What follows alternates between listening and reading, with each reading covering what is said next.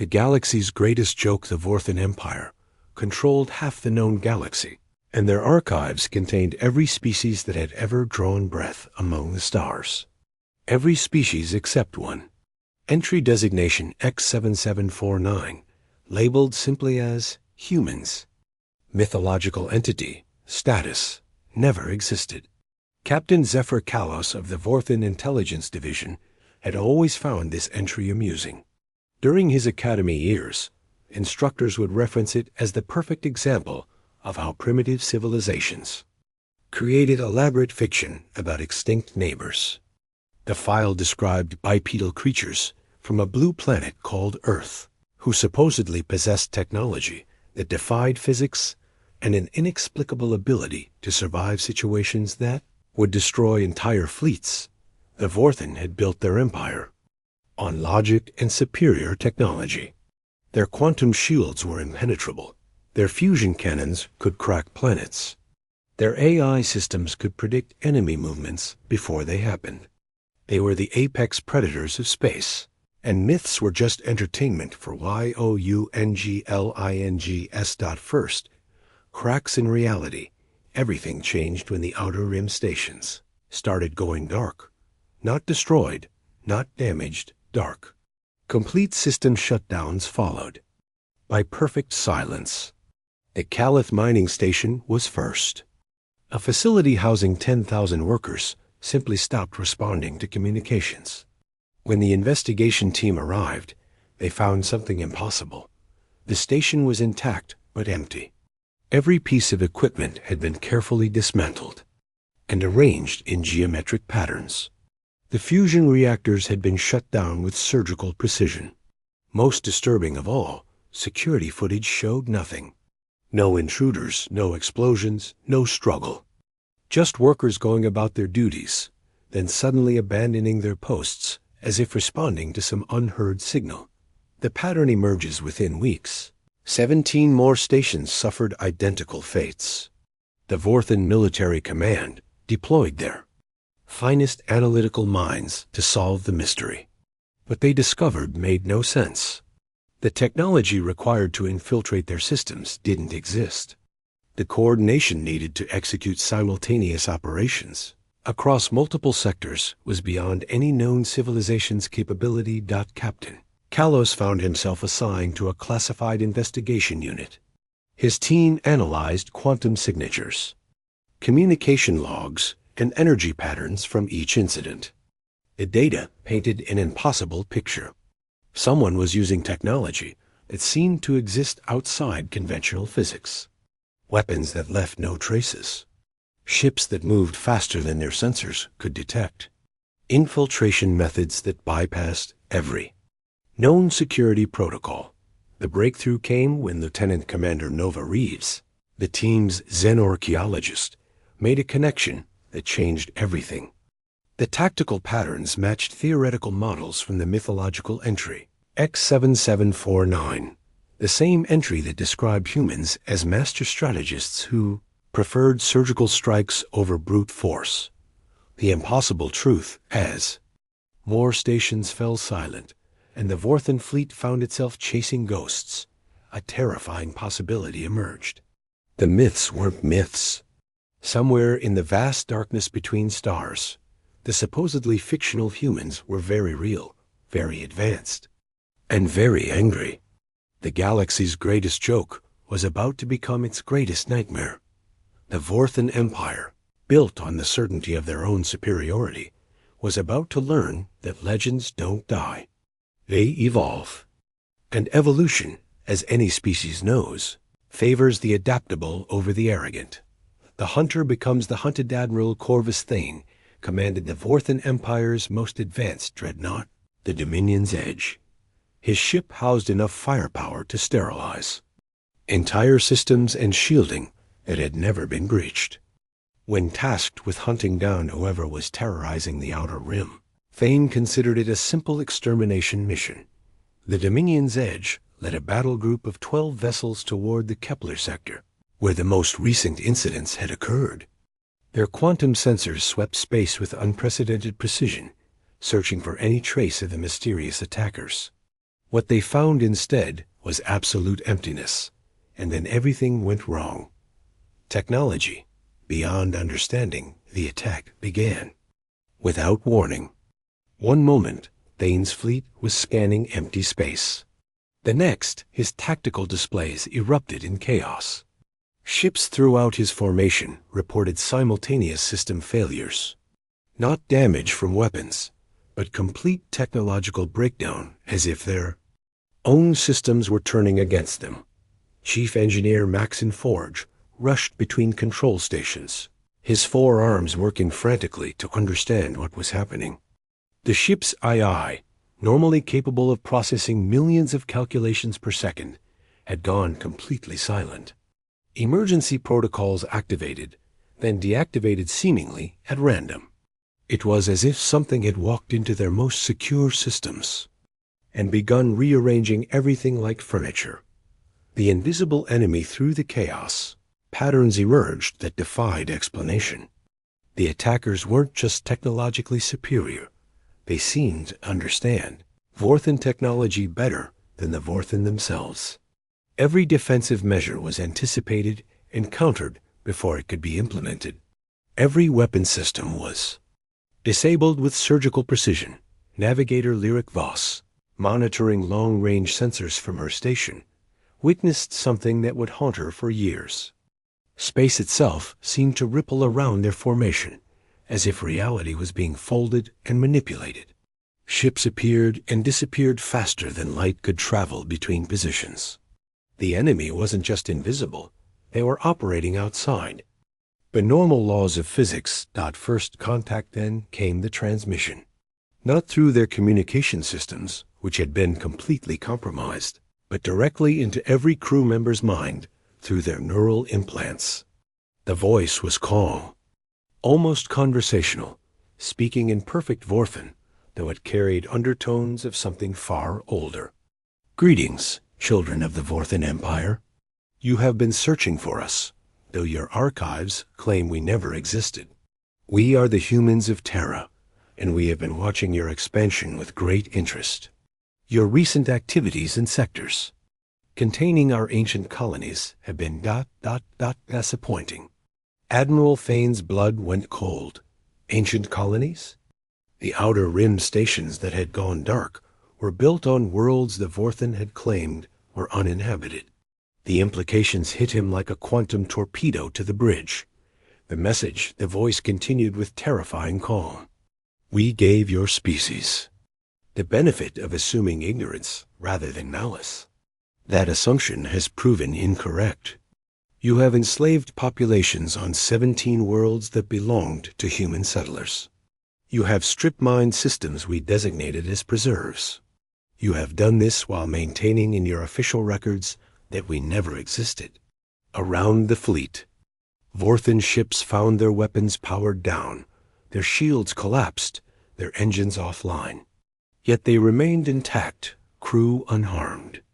It was a demonstration of power so complete that resistance seemed pointless. The ultimatum: we offer you one opportunity to correct these errors. Withdraw from all human worlds within 90 of your standard days. Release all enslaved populations. Acknowledge our existence in your official records. Fail to comply, and you will discover why your ancestors were wise enough to classify us as mythological rather than extinct. The transmission ended, and systems began slowly coming back online, but the message was clear. The galaxy's most powerful empire had just been completely outmatched by a species they claimed never existed. The hunt was over, and the Vorthan had not been the hunters. Emergency sessions. The Vorthan High Council had never convened an emergency session within their most secure bunker, buried 3 kilometers beneath the imperial capital. Today, they sat in stunned silence as Admiral Thane delivered his report. The holographic display showed tactical data that defied every principle of known warfare. Counselor Prime Nix Valdris, whose family had ruled the Empire for 12 generations, struggled to process what she was hearing. An entire battle group, representing the pinnacle of Vorthan military might, had been completely neutralized by an enemy that shouldn't exist. The financial cost alone was staggering, but the blow to their reputation would be catastrophic if word spread. Denial and reality. This is impossible, declared War Marshal Drex Kane, his scaled features twisted in disbelief. No species possesses technology capable of what you describe. Your sensors must have malfunctioned. Your crew must have panicked. But Defense Minister Kira Storms had been analyzing the data streams from multiple sources. Every piece of evidence pointed to the same conclusion. The quantum signatures are consistent across all incidents. We're dealing with technology that operates on principles we don't understand. Technology that makes our most advanced systems look primitive. The room erupted in arguments as counselors refused to accept that their empire's dominance could be threatened by a mythological species. Some demanded immediate military escalation. Others suggested the entire incident was an elaborate hoax by rival empires. All of them were wrong. The hidden truth in a secure subbasement. Chief Archivist Raven Cross was making discoveries that would shake the Empire's foundation. Deep in the classified sections of the Imperial Archives, protected by quantum encryption, that had never been breached, she found files that painted a very different picture of galactic history. The humans hadn't just existed. They had been the dominant power in this region of space for millennia before the Vorthan Empire was even formed. More shocking still, the Vorthan had known this. Early expansion records clearly documented contact with human colonies. Treaties had been signed. Borders had been established. Then, systematically, all evidence had been erased and replaced with mythology. The cover-up unravels Cross's investigation, revealed a conspiracy spanning centuries. The first Vorthan emperors had deliberately classified human existence as mythological to justify seizing their territories. Populations had been enslaved or relocated. Resources had been plundered. Entire civilizations had been erased from official history. But the humans hadn't been destroyed. They had been watching, learning, preparing. While the Vorthan Empire celebrated its conquests, the human survivors had been building something far more dangerous than any conventional military force. Escalation. The Vorthan response was predictably aggressive. Unable to accept that they were outmatched, the High Council authorized the deployment of their ultimate weapon, the Nova Fleet. 20 dreadnoughts equipped with planet-cracking weaponry, accompanied by support vessels carrying enough firepower to sterilize entire systems. Admiral Kane Nexus, commanding the Nova Fleet from his flagship Eternal Conquest, believed overwhelming force would succeed where subtlety had failed. His target was simple: track down the human base of operations and demonstrate that the Vorthan Empire bowed to no one. The trap springs. What Nexus didn't realize was that every move had been anticipated. The humans hadn't just been monitoring Vorthan communications. They had been shaping them. False intelligence had been fed through compromised networks. Strategic decisions had been influenced by manipulated data. The Nova Fleet wasn't hunting humans. It was being led exactly where the humans wanted it to go. Point of no return. The massive fleet approached the coordinates of what they believed to be a human stronghold. Reality began to shift around them. Space itself seemed to respond to an intelligence far beyond their understanding. Stars that should have been light years away appeared close enough to touch. Gravity behaved in ways that violated basic physics. The humans weren't just technologically superior. They had achieved something the Vorthan considered impossible. They had learned to manipulate the fundamental forces of the universe itself. The Vorthan Empire, built on conquest and domination, was about to face an enemy that treated physics as a suggestion rather than a law. The war was about to begin in earnest, and the Vorthan were discovering that myths could be far more dangerous than reality. Impossible Battle Admiral Kane Nexus watched his tactical displays with growing horror as the Nova Fleet encountered something that shouldn't exist. The humans had chosen their battlefield well, a region of space where 3 star systems formed a perfect triangle, creating gravitational anomalies that no sane commander would willingly enter. But the humans weren't operating under the same constraints as conventional physics. Their ships materialized out of folded space, appearing simultaneously at impossible distances from each other. Each vessel was a work of art rather than engineering, flowing curves that seemed to bend light around them, surfaces that shifted between states of matter as if reality itself was negotiable. Technology as Symphony Commander Juno Vale, Nexus's chief tactical officer, had spent decades studying every known form of warfare. Nothing in her training had prepared her for what she witnessed. The human ships didn't just move through space, they danced through it, following patterns that turned physics into poetry. Their weapons weren't weapons in any conventional sense. Instead of energy beams or projectiles, they fired what could only be described as controlled probability. Vorthan shields, designed to deflect any known form of attack, simply ceased functioning as the laws that governed their operation were temporarily rewritten in localized areas of spacetime. The art of War Captain Rex Storm, commanding the Dreadnought. Iron Will experienced firsthand what it meant to fight an enemy that treated the universe as a canvas. His ship's quantum armor, theoretically impenetrable, began transforming into exotic matter that existed in multiple dimensions simultaneously. His crew watched in fascination and terror as their bulkheads became transparent, revealing the cosmic structure underlying reality. But they weren't being destroyed, they were being educated. Each human attack was a lesson in the fundamental nature of existence. Each defensive failure revealed how limited Vorthan understanding truly was. The humans weren't trying to win a conventional battle. They were demonstrating the difference between technology and transcendence. The human perspective from within their reality-bending vessels. The human commanders observed the engagement with mixed emotions. Fleet Marshal Terra Nox, whose ancestors had watched their colonies burn 3 centuries ago, felt no satisfaction in this demonstration of power.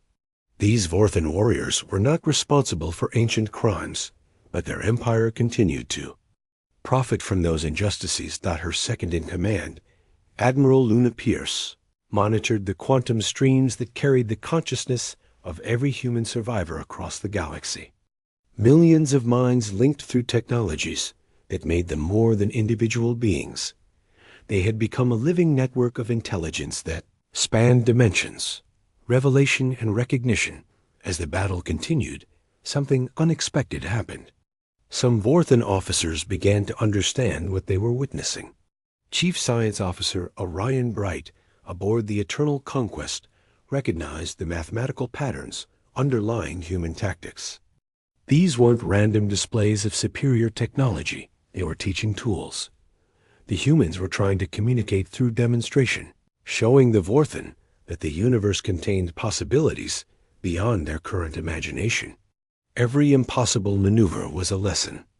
Every reality-defying attack was an invitation to evolve beyond the constraints of conventional thinking. The moment of choice Admiral Nexus faced a decision that would define the future of both species. He could continue fighting an enemy that had already proven their superiority, leading his fleet to certain destruction while learning nothing. Or he could accept that the Vorthan Empire had encountered something genuinely alien, not just in origin, but in their entire approach to existence. The humans had transcended the need for traditional warfare. They had learned to manipulate reality itself, turning physics into an art form that allowed them to reshape the universe according to their will. They fought not to destroy, but to teach. Not to conquer, but to elevate. The new paradigm as understanding dawned across the Vorthan fleet. The nature of the conflict began to change. This wasn't a war between empires. It was a graduation exam. The humans were testing whether the younger species were ready to join a community of consciousness that existed beyond the physical limitations most civilizations never learned to overcome. The galaxy was about to discover that evolution didn't end with biology or technology.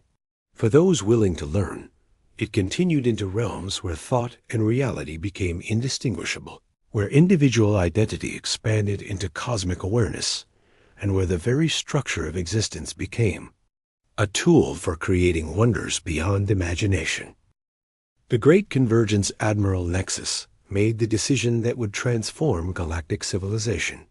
Instead of ordering his fleet to continue a hopeless battle, he opened communication channels and transmitted a single word that carried the weight of centuries: teach.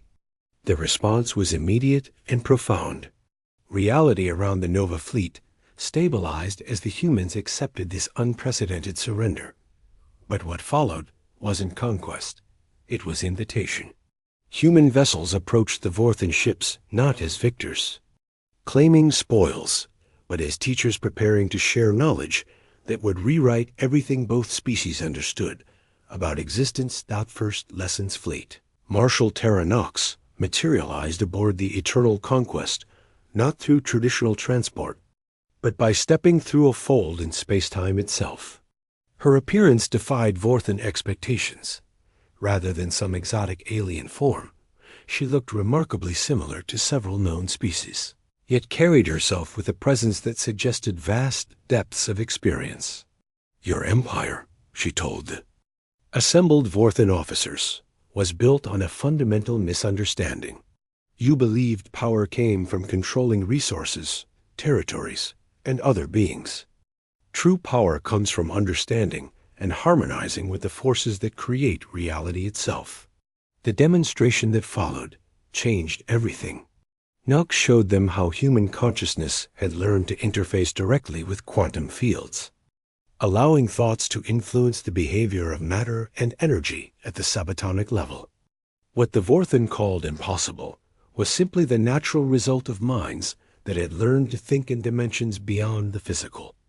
The price of truth back on the Vorthan homeworld, Chief Archivist Raven Cross faced her own moment of choice. Her investigation had uncovered the full scope of her empire's crimes against humanity.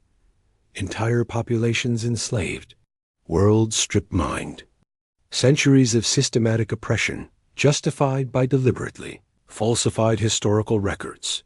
But the humans weren't demanding punishment or reparations. Instead, they were offering something far more valuable: the chance to transcend the limitations that had made such crimes seem necessary. They were showing the Vorthan a path beyond the zero-sum thinking that treated the universe as a battlefield where only the strong survived. Transformation begins within days of first contact. Volunteer. Vorthan citizens began participating in consciousness expansion protocols. The process wasn't technological in any conventional sense. It was educational, teaching minds how to perceive and interact with reality at levels most species never imagined possible. Commander Juno Vale was among the first to volunteer. Her experience in the impossible battle had shown her the limitations of purely physical approaches to problem-solving. Under human guidance, she learned to extend her awareness beyond her individual consciousness, connecting with quantum fields that allowed her to sense the underlying mathematical structures governing existence. The new alliance. Vorthan Empire's transformation wasn't immediate or complete.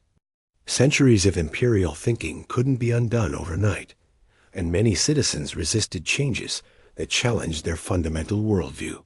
But those who embraced the new paradigm discovered abilities that made their former technology seem primitive.